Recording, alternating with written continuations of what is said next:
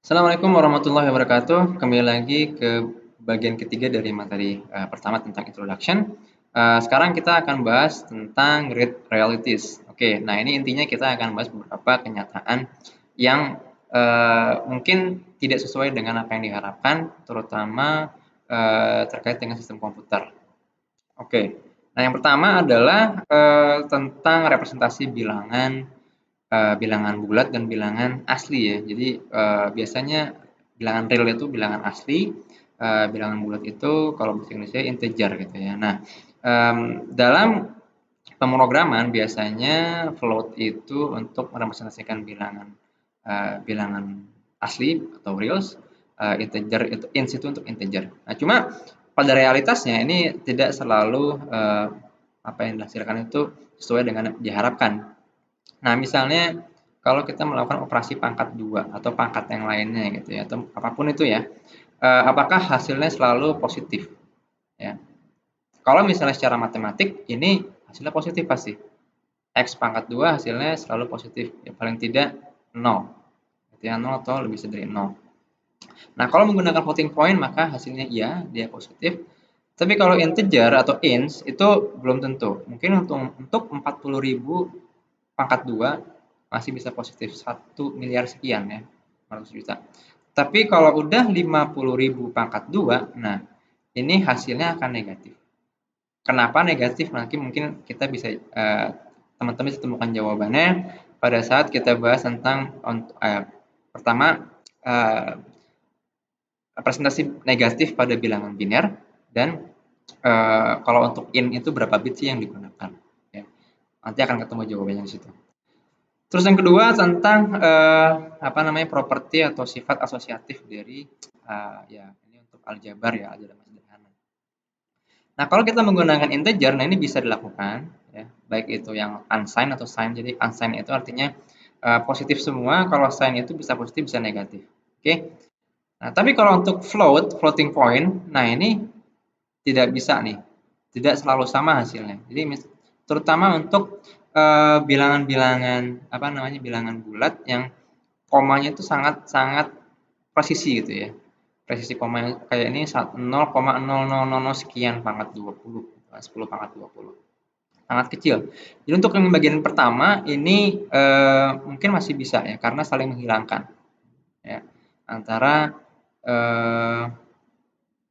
apa namanya 1 pangkat 20 dikurang dengan 1 pangkat 20 P pangkat 20. Tapi untuk yang bagian kedua ini bisa jadi masalah. Kenapa? Karena ada pembulatan. Pembulatan untuk apa namanya bilangan-bilangan yang sangat presisi gitu ya untuk komanya itu bisa jadi nanti pada saat dijumlahkan dengan 3,14 hasilnya bisa berbeda. Lalu nanti ditambahkan lagi dengan 1 pangkat 20. Nah, sayangnya untuk kuliah di DAK ini kita tidak akan membahas detail tentang floating point. Kalau mungkin teman-teman tertarik mengerti floating point bisa baca-baca materi kuliah PSD ya, anak Ilkom. Oke, yang kedua adalah tentang SMD. Ini mungkin knowledge yang penting juga untuk diketahui, terutama untuk programmer.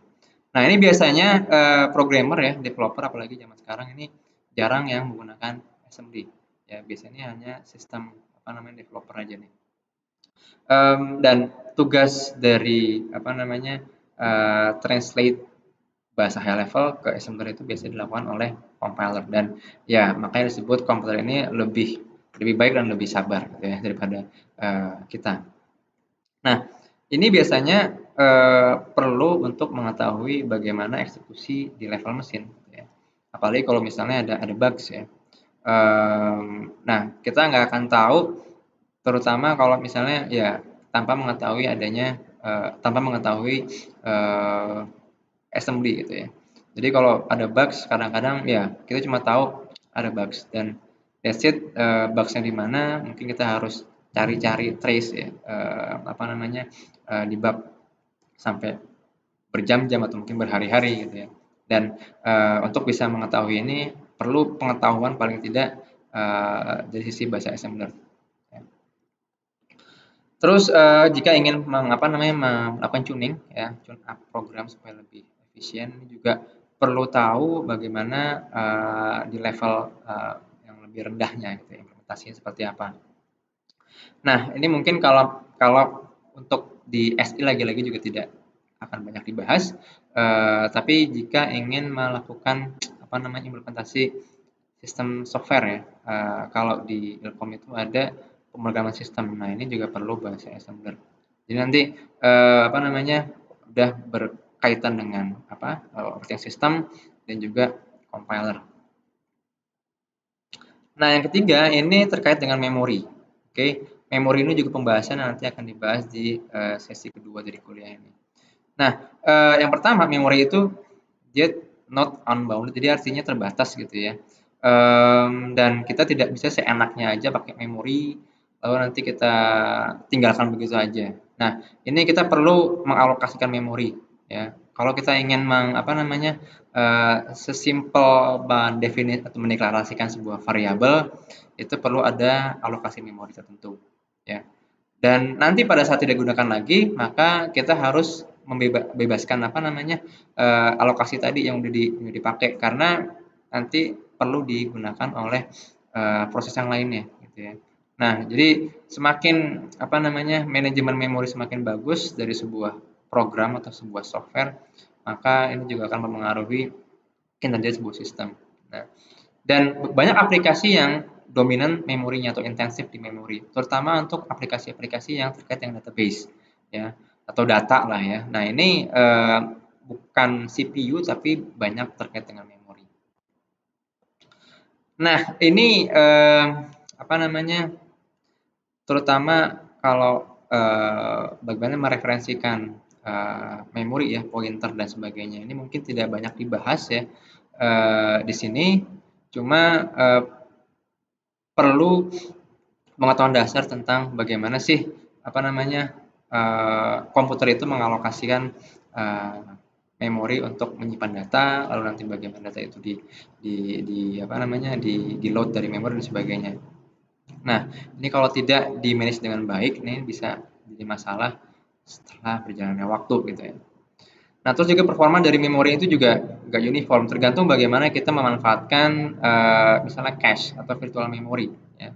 Nah, ini mungkin nanti akan kita bahas sedikit di akhir dari kuliah, yang kalau kita bisa mengadaptasi program kita dengan karakteristik dari memori yang ada, ya virtual memory atau cache, maka kita akan bisa mendapatkan performa yang jauh lebih baik. Ya. Nah, terus seperti yang tadi kita bahas juga, performa itu merupakan akumulasi dari beberapa hal, ya. Bukan cuma masalah katakanlah hardware-nya nggak bagus ya, tapi juga bisa jadi software tadi yang dibuat itu tidak tidak apa namanya tidak dioptimasi dengan baik. Dan itu bisa mulai dari level algoritmanya, bagaimana kita menggunakan representasi datanya, kayak misalnya tadi integer atau kita menggunakan long integer atau short dan sebagainya, atau kita menggunakan float dan sebagainya. Nah, intinya semakin kita menggunakan representasi data yang membutuhkan bit yang semakin besar, maka akan semakin menguras apa namanya performa yang dihasilkan gitu ya. Dulu juga bagaimana kita implementasi dalam bahasa pemrograman kita gitu ya. Entah itu untuk sebuah prosedur ataupun untuk loop. Nah, kita juga perlu tahu bagaimana sistem ya untuk mengoptimasi performa seperti yang tadi disebutkan. Kita perlu tahu tentang compiler, bagaimana compiler itu menghasilkan bahasa assembler ya. Semakin bagus compiler itu biasanya code yang dihasilkan juga semakin sedikit. Nah, terus juga yang penting adalah ini mungkin challenging bagaimana kita bisa mengimprove performa tanpa harus mengorbankan modularitas. Ya, jadi biasanya kita ingin membuat program yang modular, artinya kita bisa bagi-bagi sebuah sistem itu dalam modul-modul kecil. Jadi kalau ada masalah itu biasanya kita tinggal perbaiki satu modul aja gitu ya, nggak perlu memperbaiki semuanya. Nah, ini biasanya uh, terkait juga dengan ada trade off-nya dengan performa. Nah, yang terakhir jadi komputer itu bukan cuma sekedar mengeksekusi program, tapi ada juga kaitannya dengan input output ya. Nah, kita juga perlu tahu nih. Jadi seberapa bagus sih misalnya kalau kita menggunakan storage eksternal gitu ya. Seberapa besar seberapa cepat pembacaan data dari hard disk misalnya, atau seberapa cepat hard disk itu bisa menulis data. Nah, itu juga akan mempengaruhi performa sistemnya. Atau bukan cuma input output tapi juga jaringan terutama ya. Nah, ini untuk sekarang banyak sekali aplikasi-aplikasi yang menggunakan jaringan ya. Mulai sosial media gitu ya, aplikasi chatting, game dan sebagainya. Nah, ini jadi semakin kompleks saja karena bukan cuma performa di dalam komputer artinya software itu sendiri yang harus kita optimize, tapi juga jaringannya sendiri. Nah, ini semakin menambah kompleksitas karena perlu ada kompatibilitas untuk cross platform gitu ya. Dan ini mungkin nanti akan kalian dapatkan lebih jauh di mata kuliah jaringan komputer atau Jarkomdat ya untuk anak SI. Nah, mungkin sekian untuk materi pertama tentang Intro to Computer Systems. Tetap semangat dan kita jumpa lagi pada pembahasan-pembahasan yang selanjutnya.